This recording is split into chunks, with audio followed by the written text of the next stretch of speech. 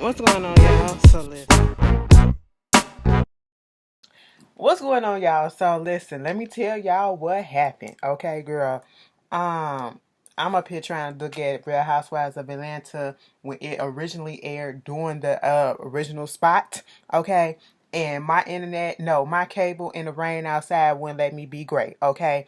Now I just did a whole video last night talking about Nelly and his internet service and how his shit was connecting or whatever. And here my fucking rain go, fucking the shit up. Girl, I can't wait to get my hair done. Okay, and I mean it been raining hard as shit. And it's gonna be doing that all this week. Well, until probably Tuesday. Girl, just a mess. So I just said, let me think. Should I just wait? I'm thinking I'm finna wait for the rerun. And I said, bitch, let me check and see if this shit on demand. Girl, it's on demand. So that's where I'm looking at it from.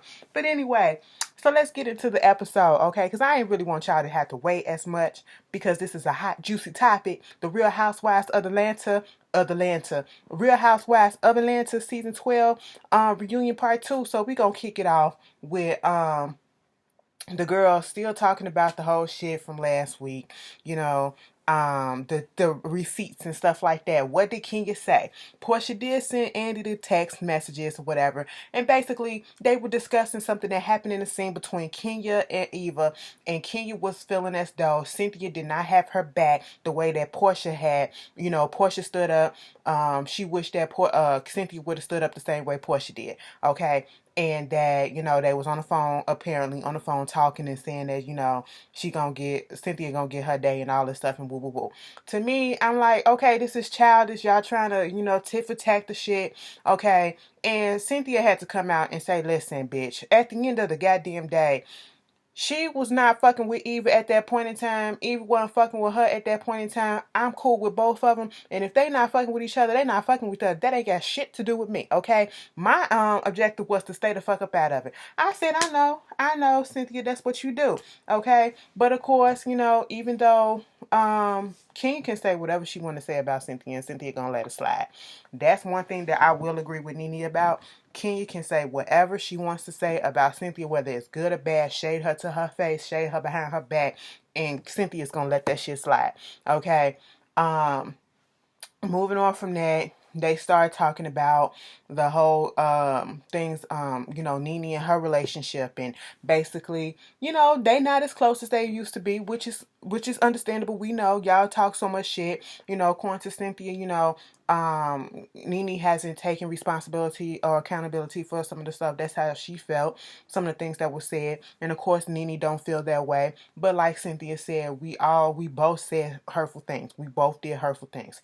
And that's what it is, okay? They're taking baby steps, and I wouldn't expect them to jump. Now see, I can respect this part because when it comes to like after all the mess that's been said, Cynthia and Nene, even though you know that Cynthia misses Nene, she not trying to be all up Nene's ass or nothing like that. She not going back and saying, oh, this my good girlfriend and I couldn't live life without you. But that mess what Portia did, girl, get the fuck up out of here. Okay? Portia, that I couldn't live life without you. Okay, now granted, Candy didn't have to harp on that or feel any type of way or say anything about that. But Candy felt the same way and said what a lot of us was thinking. Like, girl, if you don't get up out of here. That girl called you all types of names and all this stuff while you was pregnant after you just got through giving birth. And now you back to forgiving her that quickly. Y'all back to being big sis, little sis. Baby, I'm going to need some time. You can apologize. I can forgive you. But it's still going to take me some time to warm up to you to get back to that level. That's where Candy was coming from, if you ask me. Moving on from that, they go into talking about the babies and stuff. Marlo, she's still a Monty. Her and it seems like the kids are doing. Her nephews are doing well with her, and if they are, I suggest they stay with her for right now because she seems like she's doing a good job. Probably would have been a good mother if it was the opportunity afforded her. Kenya's baby is doing good. Portia's baby's doing good. Of course, Eva's baby's doing good. A viewer asked why Cynthia keep on talking about some having babies at 53. She said, bitch, Learn to tell a joke from a joke, okay? Ain't no babies coming out of here. Then they started talking about, her being quarantined in LA with Mike and his daughters and Noelle and her girlfriend, and how, it's good and bad, but she's liking the situation and she's okay with Noelle and her girlfriend and she's adjusting pretty well. And everybody is like, I'm like, Cynthia has had one of the best response to finding out that their child is, not heterosexual, and I love the way that she's handling this whole situation. So, she's just letting her daughter be her and find who she is and, supporting her along the way. And that's how it should be. But unfortunately, it's not like that in every household. Moving on from that. Oh, shit. What else they was talking about? Girl, I forget.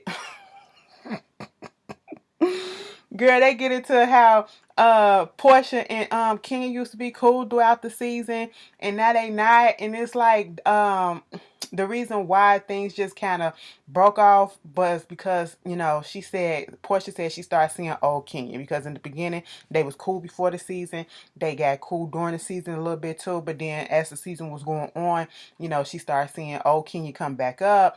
And that whole situation, is they gonna be cool again? They don't know. And she was like, girl, I didn't been called so many bitches by this girl already. She said, no, I didn't call you but one bitch, and I apologized. And woo woo woo. They get into the whole Samia situation, trying to figure out who lying about that. Truth be told, I don't know what to think. I think Kenya gave something. I don't think Shamia is lying, okay? Unless she got something out against Kenya when they was in a relationship, they was kind of getting back cool.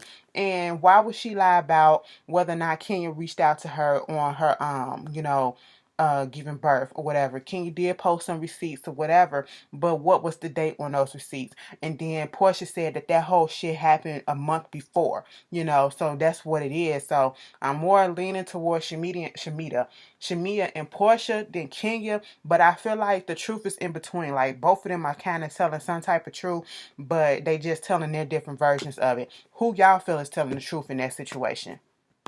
So then they get into all the whole stuff with the businesses and Kenya coming in there, because earlier they was talking about the shade that was being thrown between Kenya and Portia in their confessionals, and why Portia throw little shades at her, and this difference between real shade and fun shade, light shade. And when Portia was saying, well, bitch, you can say some shit about me and you don't expect me not to catch on and say nothing back. Like, you can dish it, but you can't take it. That's basically what she was trying to say. And it was correct. Like, if you're going to say something, expect somebody else to say something back.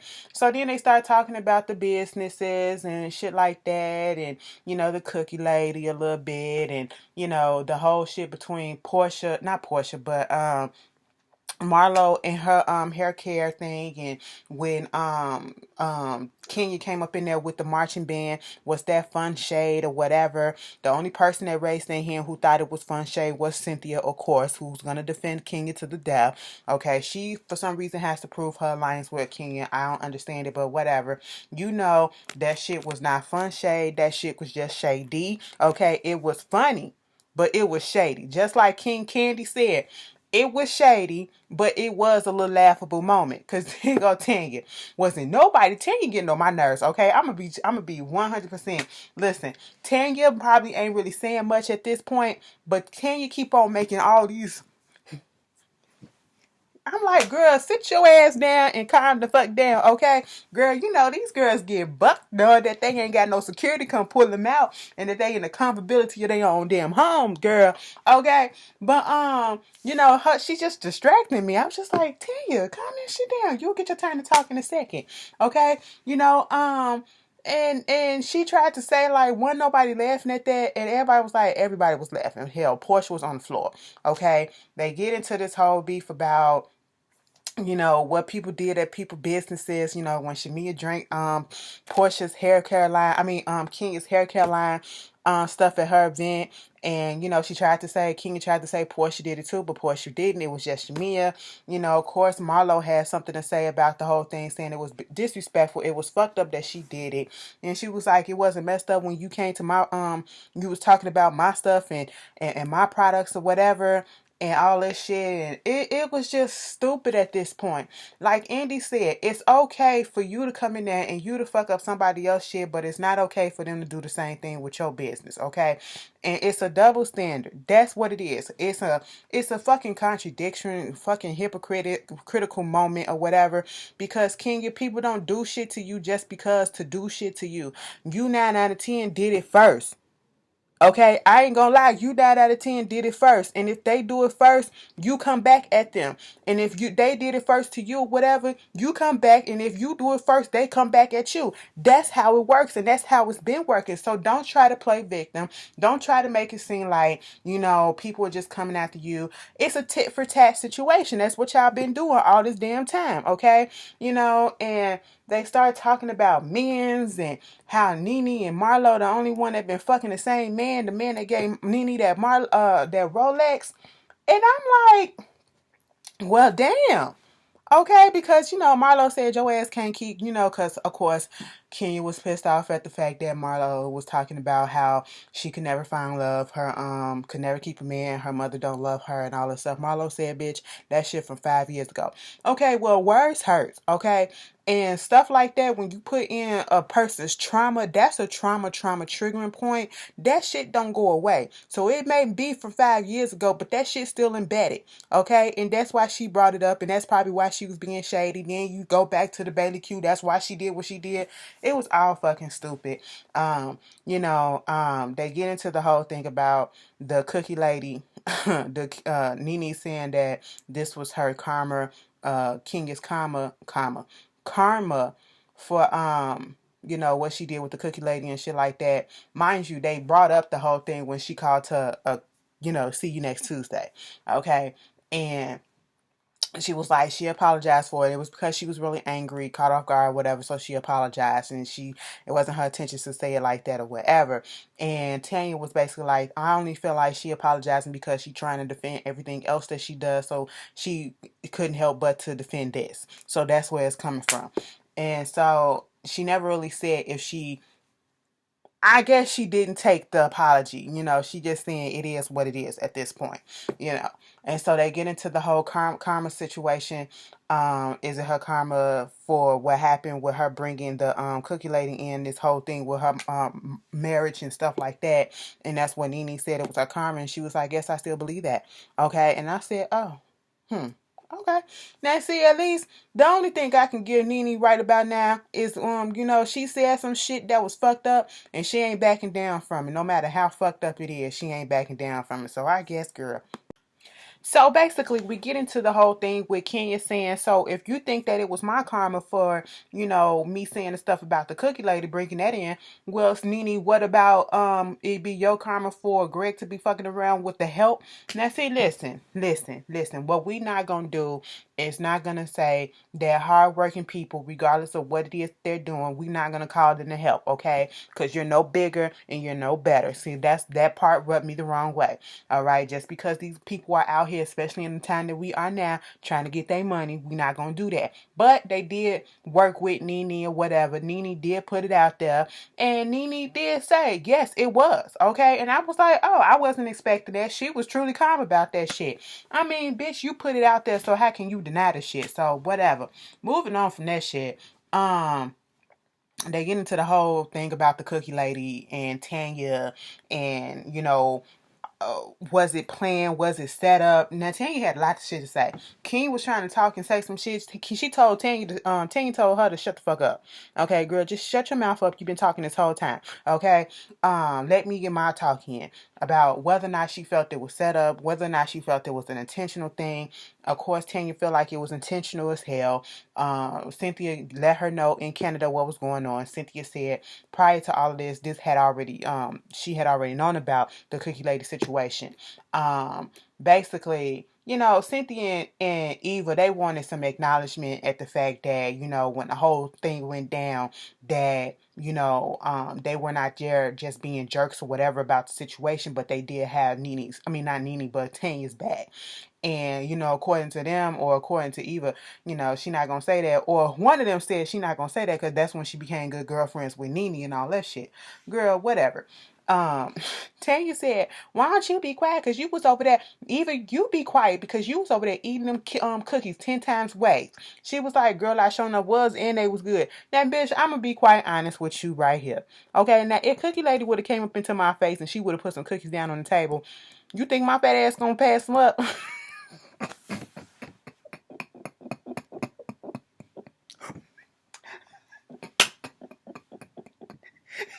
Even said, bitch, I was pregnant. I said, that ain't no excuse. Just say you wanted to taste the goddamn cookies, bitch. Because I would have took a cookie too. Okay, I may not took two, but I would have at least took a piece of one. All right, come on now. I'm just being honest. I'm just being honest, bitch. You brought them. They look fresh. I don't want them to go to fuck the waste.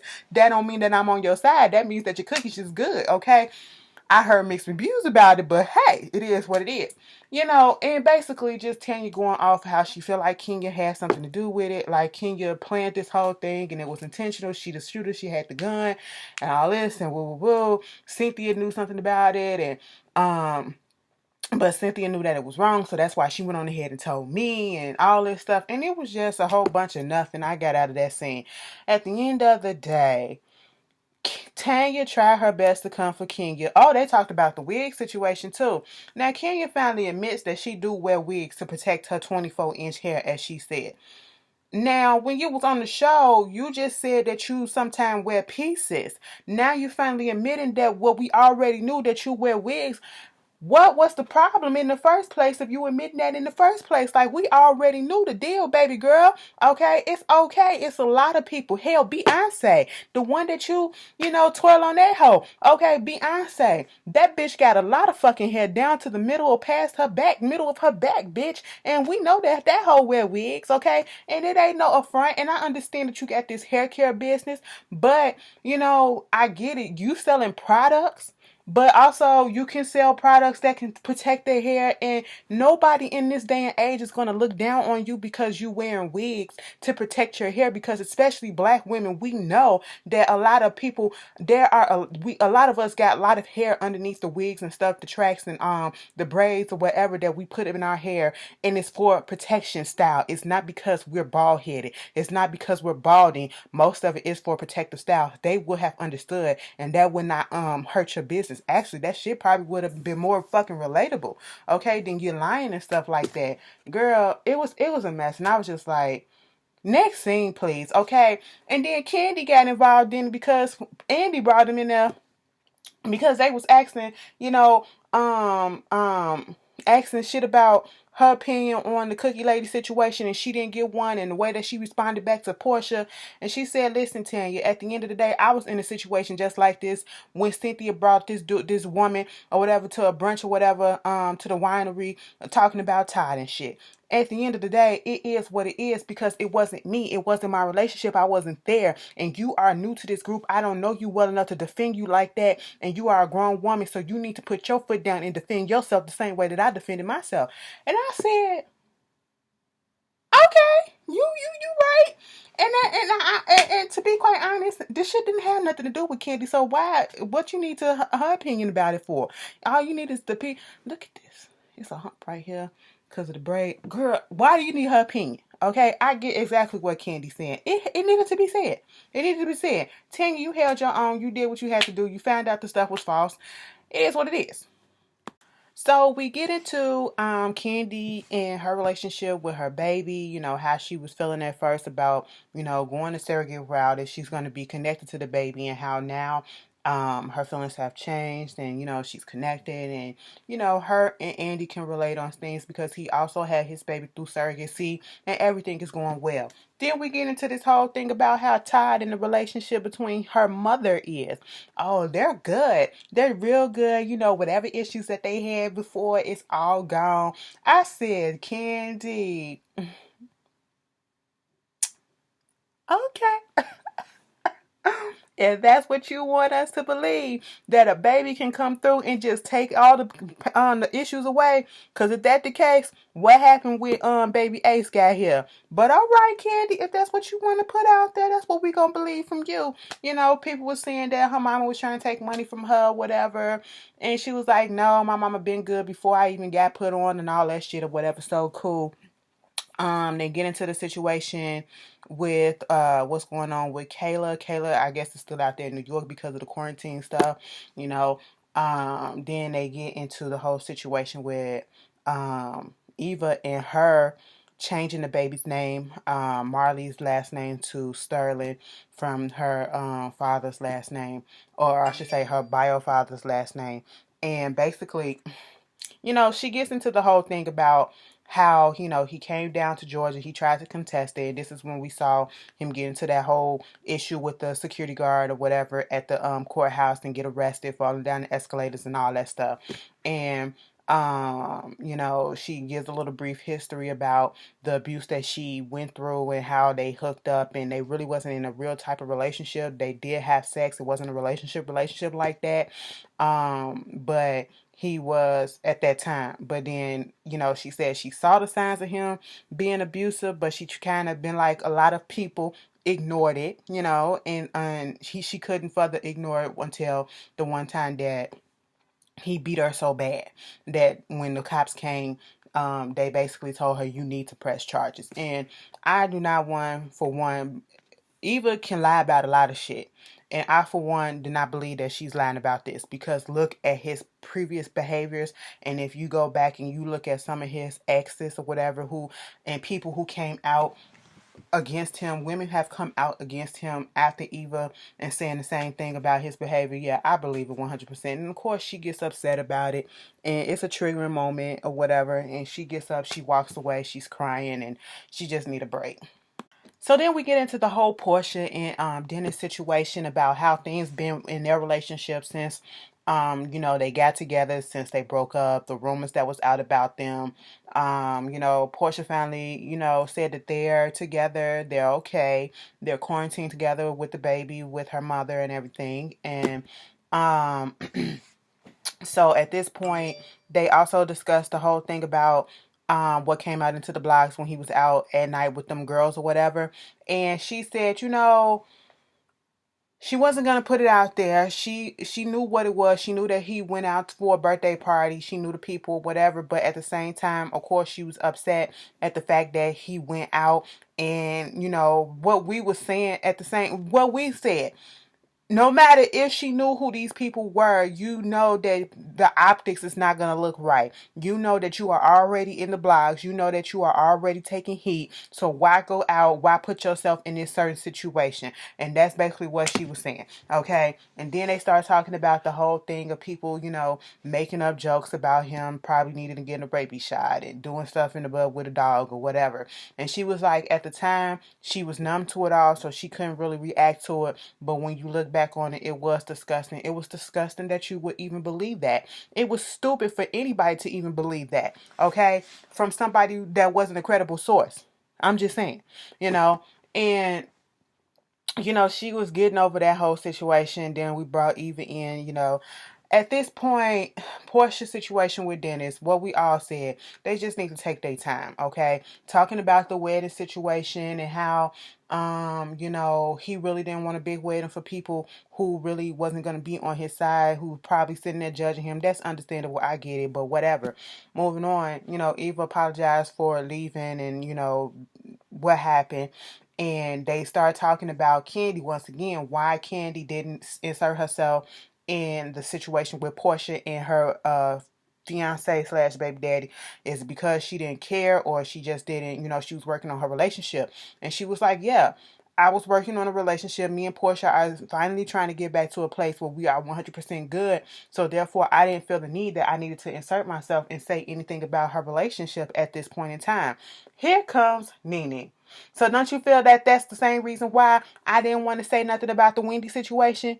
Girl, wasn't nobody trying to talk about no damn Wendy, and you are comparing apples to fucking oranges. We are talking about a real ass relationship, not a fucking fake ass relationship that is using one person for another thing that we can all see through. Okay, you getting all upset, and then they get into the whole thing about Nene and Candy being cool throughout the season, but they've been beefing online. And all I gotta say about this is, Nene, you're a liar. Nene, you want to say, Kenya can sometimes roll around the truth and not take accountability for her stuff.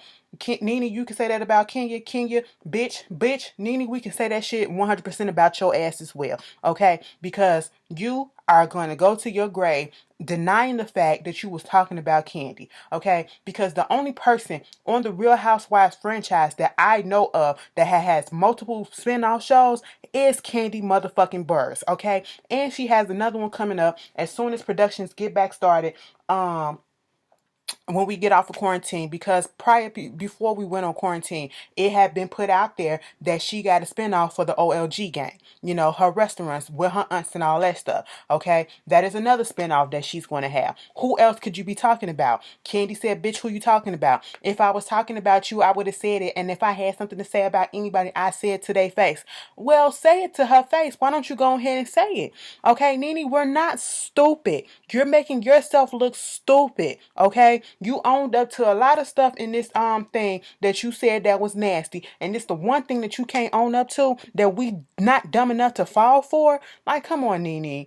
A dumb bitch, a blind bitch can even hear that and see that you talking about fucking Candy. Okay? The only bitch, you had one spinoff with your wedding. Portia had a spinoff with her you know, her birth. Okay? And then Candy had like 3, 4, 5 spinoffs. She really did. And every spinoff was 3 episodes. From yours to Portia to Candy's, okay? Candy is the only one that has multiple spinoffs, but yet you can't put her name in your mouth. But you can indirectly talk about it.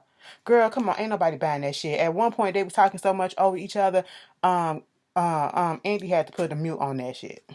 So they take them off of unmute, and Andy trying to get down to the bottom of it, and it's still the same old bullshit. And Nene, let me just tell you this. At the end of the day, you want to call everybody else a hater. You're the only one that's going around, you know, talking shit about everybody. You came for Eva. Whether or not whatever you said was true or not, you came for Eva out of the blue. Now you coming for Candy. For fucking what? Okay? Trying to say that she's boring. Trying to say that she's, at first you said unforgettable, which is true. But then you know, you didn't want to be corrected, which you should have said forgettable, which you eventually said forgettable. But you're trying to come for her and say that. And as long as I hear No Scrubs on the radio and Bills by Destiny Child come up on my iPod, my phone or whatever, and I hear all of her other music that come up on the thing and whatnot that she has taken a part of, Candy will never be forgettable, because I know that bitch wrote that shit. I know that bitch had a part up in that shit, okay? I know that bitch is a fucking businesswoman that we can actually fucking study at this point, bitch. That shit is not to be forgettable, okay? You're fucking forgettable while they going over there talking about. And I ain't even gonna say that you're forgettable now, cause you used to be so fun, and you used to be so funny, and so I used to really 100% like you back in the day when Real Housewives was first on in the first few seasons. I don't know, you let this shit get to your head, okay? Like Candy said, I am embedded in your motherfucking brain because you started this shit. Candy didn't start this shit. You picked the fight with her. You picked the fight. But she's the boring one. She's the forgettable one. Okay? You're doing this so that you can stay relevant.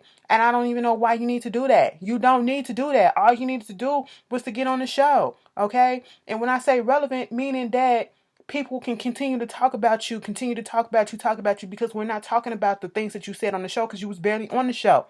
We're talking about the stuff that was outside of the show. And that's fucked up. That's fucked up. You don't see it. You don't see it. And when they was going over the whole situation with Candy, not Candy, but Kenya and Cynthia's relationship, you up there talking, oh, they just some haters, they this. No, baby, you are the one that's displaying the trace of a bitter hater. You're not happy, and we can see it. And let me just tell you this, bitch, when Kenya called her ugly and said, why are you up here attacking all the pretty girls or whatever, I didn't like that. I didn't like that not one bit, okay? But, you know, Nene, your face has changed. Your face had changed. You went through a few changes in your face. And, you know, tit for tat, bitch. Tit for tat. And all you could say was her bosh skin. That's all you've been seeing throughout part 1 and part 2 of this reunion. Is coming for skin, calling her skin more, coming for her skin and all that shit. Bitch, that's been the running joke, and it's tired. Don't nobody even fucking say that shit no more.